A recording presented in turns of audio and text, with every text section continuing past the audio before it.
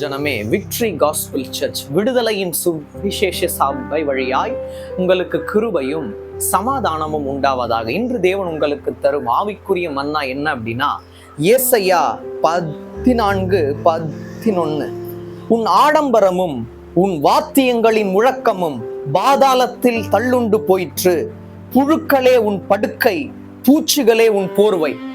இது யாரை குறிக்கிறது அப்படின்னா லூசிஃபர். அதுக்கப்புறம் நீங்க வாசிச்சு பாத்தீங்கன்னா, அதிகாலையின் மகனாகிய விடிவெள்ளியே, நீ வானத்தில் இருந்து விழுந்தாயே, ஜாதிகளை ஈனப்படுத்தினவனே, நீ தரையிலே விட்டப்பட்டாயே. நல்லா பாருங்க, இது ஏதோ ஒரு நெகட்டிவான வார்த்தையாக நீங்கள் எடுத்துக்கொள்ள கூடாது. தினமும் ஒரு தியானத்தில் தேவன் எப்படி வேணா வார்த்தையை கொடுப்பார். இதை எப்படி நம்ம எடுத்துக்கலாம்னு சொல்றேன். உன் ஆடம்பரமும் உன் வாத்தியங்களின் முழக்கமும் பாதாளத்தில் தள்ளுண்டு போயிற்று. ஆவிக்குள்ளானவர்களுக்கு ஒரு அறிவும் ஒரு ஞானமும் இருக்க வேண்டும். நம்முடைய ஆடம்பரம் தேவன் மட்டும்தான். நம்மளோட வாழ்க்கை ஆடம்பரமா இருக்கக்கூடாது. வாழ்க்கையை தந்த தேவன் தான் ஆடம்பரமா இருக்கணும். ஆடம்பரம் அப்படின்றது ஏதோ நடனமாடி களி கூறுவதல்ல, சந்தோஷத்தில் நீந்துவதே ஆடம்பரமா இருக்கிறது. அதாவது வாழ்க்கையை தந்த தேவனை நம்ம போற்றி பாட வேண்டும், அவருக்குள் களி கூற வேண்டும். நம்மளோட வாழ்க்கை முழுவதும் ஆடம்பரமா இருக்கக்கூடாது. இது ரட்சிக்கப்பட்டு ஞான ஸ்நானம் பெற்றவர்களுக்கு மட்டுமே புரியும். அது மட்டுமல்ல, உன் வாத்தியங்களின் முழக்கமும் பாதாளத்தில் தள்ளுண்டு போயிற்று. 3 தூதர்கள், மீகாவேல், கேப்ரியேல், லூசிஃபர், தேவனை விட நான் மேன்மையானவன் என்று அவன் எண்ணம் கொள்ளும் போது தேவன் அவனை கீழே தள்ளுகிறார். அவனுடைய சிந்தனைகள் பெருமையாய் ஆகும்போது தேவன் அவனை கீழே விழும்படி செய்கிறார். அப்போ நம்மளுடைய எண்ணங்கள் முழுவதும் தேவனுடைய வண்ணங்களால் நிறைந்திருக்க வேண்டும். அப்போ ஆடம்பரம் அப்படின்னா தேவனுடைய வாழ்க்கையில நம்ம இருக்கும் போது நம்மளோட வாழ்க்கை ஆடம்பரமா இருக்கக்கூடாது.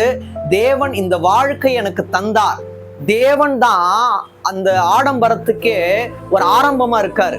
அதனால நம்மளோட வாழ்க்கை ஒரு நாளும் ஆடம்பரமா இருக்கக்கூடாது. 2வது, உன் வாத்தியங்களின் முழக்கம் தேவனுக்காக மட்டுமே முழங்க வேண்டும். வேறு யாருக்காச்சும் முழங்குது? ஆவிக்குள்ளானவர்கள், ஒரு பரிசுத்தமாக்கப்பட்டவர்கள், ஜலத்தினால் மட்டுமல்ல பரிசுத்த ஆவியினாலும் ஞான ஸ்நானம் பெறப்பட்டவர்கள், வாத்தியங்களின் முழக்கங்கள் அப்படின்னு வரும்போது அது மாம்சத்துக்குள்ளாக இருக்கக்கூடாது. அது பிசாசின் ஆளுகையை குறிக்கிறது.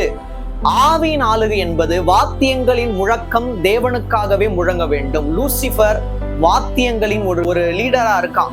அதனால வாத்தியங்களின் முழக்கம் ஆவிக்குள்ளதா மாம்சத்துக்குள்ளதா அப்படின்னு சொல்லிட்டு நம்ம தான் புரிஞ்சுக்கணும். மாம்சத்தில் இருந்தால் அங்க ஆவி ஆளுகை செய்யாது, ஆவி ஆளுகை செய்ய வேண்டும். புழுக்களே உன் படுக்கை, பூச்சிகளே உன் போர்வை. இதை தேவன் அவனுக்கு சொல்லுகிறார். நம்ம எப்படி எடுத்துக்கணும்னா, ஆவிக்குள்ளானவர்களுக்கு ரோஜா மலர் படுக்கை, பிசாசின் ஆளுகைக்குள்ள இருக்கவங்களுக்கு புழுக்களே படுக்கை, பூச்சிகளே போர்வை. நம்மளோட வாழ்க்கை அவ்வாறாக விடமாட்டார். நம்மை பாதாளத்துக்கு செல்லும்படியாக தேவன் விடமாட்டார். பிசாசின் ஆளுகைக்குள்ள யார் இருக்கார்களோ அவர்களுக்கு புழுக்களே படுக்கை, பூச்சிகளே போர்வை. நமக்கோ ரோஜா மலர் படுக்கையை தந்து தேவன் நம்மை ஆசீர்வாதத்துக்குள்ளாக நித்தமுமாய் நடத்துவார். நாம் ஆடம்பரமாய் இருக்க மாட்டோம். தேவனுடைய பார்வையில் நம்மளுடைய வாழ்க்கை ஆடம்பரமாய் இருக்கும். நாம் அதை குறித்து பெருமை பாராட்டக்கூடாது, தாழ்மையா இருப்போம். நம்மளுடைய வாத்தியங்களின் முழக்கம் தேவனுக்காகவே முழங்கிக் கொண்டே இருக்கட்டும். தேவன் தாமே உங்கள் யாவரையும் மென்மேலும் ஆசீர்வதிப்பாராக. ஆமென்.